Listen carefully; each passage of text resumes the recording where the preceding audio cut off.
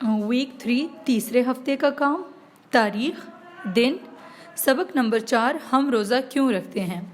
अज़ीज़ तुलबा, मंदरजा ज़ैल मश्की सवालात और जवाबात अपनी उर्दू की कॉपी पर खुशखत तहरीर करें। तारीख और दिन भी लिखें। नीज़ हाशिया यानी मार्जिन लाइन लाजमी लगाएं।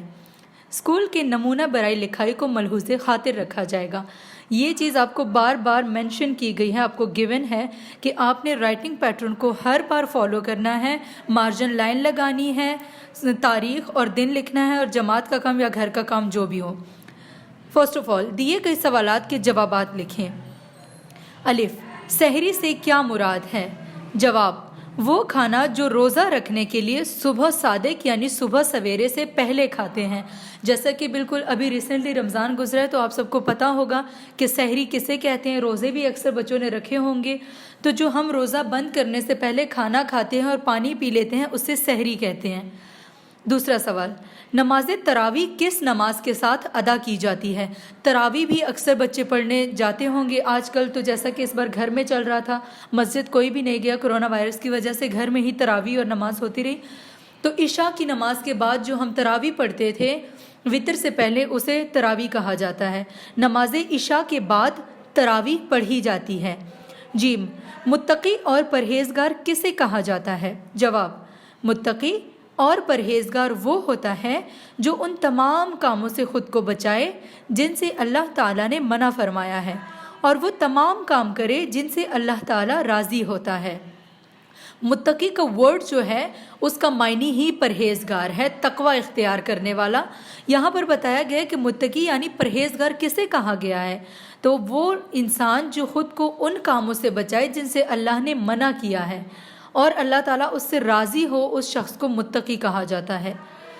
किस चीज़ से रोज़ा अफ्तार करना सुन्नत है।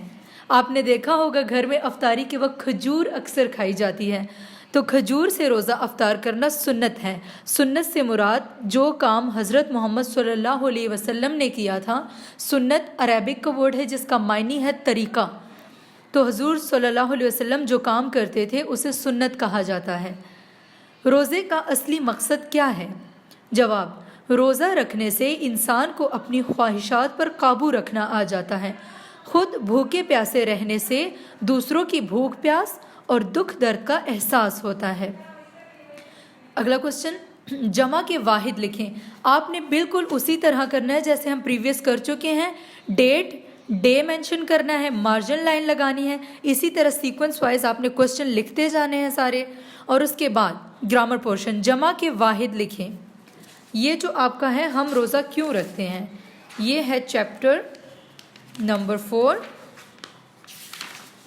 Here on the page 21, 20, 21, 22, 23। ये रहे इसके क्वेश्चंस। यहाँ से ये क्वेश्चंस आए हुए हैं। सहरी से क्या मुराद है, नमाज तरावी किसके साथ अदा की जाती है, मुत्तकी और परहेजगार किसे कहते हैं, किस चीज़ से रोज़ा अफ्तार करना सुन्नत है। ये सारे क्वेश्चंस जो यहाँ पर मेंशन है, रोज़े का असली मकसद क्या है, ये तमाम आपको बुक में से गिवन है। उसके बाद आपने लिखना है जमा के वाहिद लिखें। जमा आपको दिए हुए हैं, वाहिद आपने उसके लिखने हैं। पहले हमारे पास ऐसा होता था कि हमें वाहिद दिए गए होते थे। पहले ये होता था कि हमें वाहिद गिवन होते थे और हमने उसकी जमा लिखनी होती थी। जैसे हमें खजूर का वर्ड गिवन होता था, हमने लिखना होता था खजूरें, यानी कि एक से हमने ज़्यादा बनाने होते थे। बट एट दिस टाइम हमारे पास ज़्यादा वर्ड्स गिवन है और हमने उसमें से एक निकालना है, उसका सिंगुलर लिखना है।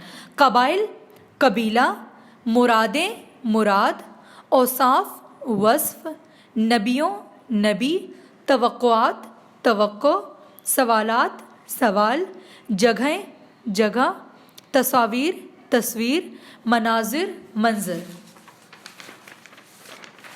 इसी तरह से आपने ये चैप्टर पूरा याद करना है, इसको कंप्लीट करना है। और हर चैप्टर के बाद जैसा कि हमारा खुद आजमाई का मरहला आता है, खुद आजमाई नंबर 3 आपने फिर से खुद से टेस्ट लेना है, असेसमेंट लेनी है। उसी तरह नाम, तारीख सब कुछ लिख के